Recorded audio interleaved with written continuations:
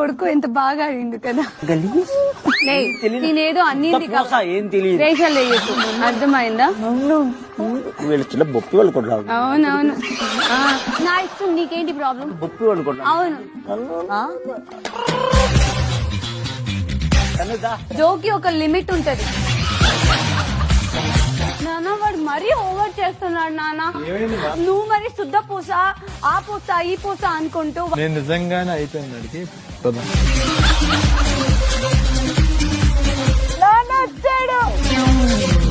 అంటే ఏంటి? చెల్లి చిన్నపిల్లవా? ముందు ముందు ముందు ముందు ఏదేదో అనింది. నా కొడుకుకి కొట్టే నేను ఊరికే చూడాలా? నువ్వే కొడతావు కదే నన్ను కొట్టినట్టు. వద్దు, నా కొడుకుని కొట్టకండి, కొట్టకండి.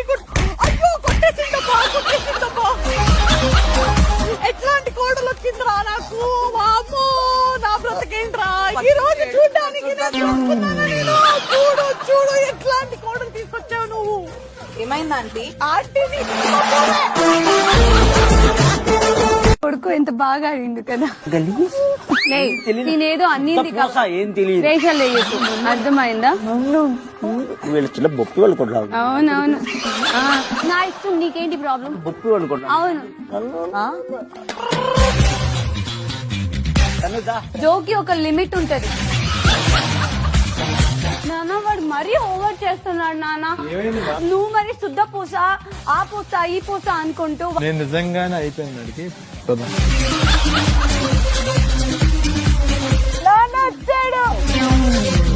అంటే ఏంటి? చెల్లి చిన్నపిల్లవా? ముందు ముందు ముందు ముందు ఏదేదో అనింది. నా కొడుకుకి కొట్టే నేను ఊరికే చూడాలా? నువ్వే కొడతావు కదే నన్ను కొట్టినట్టు.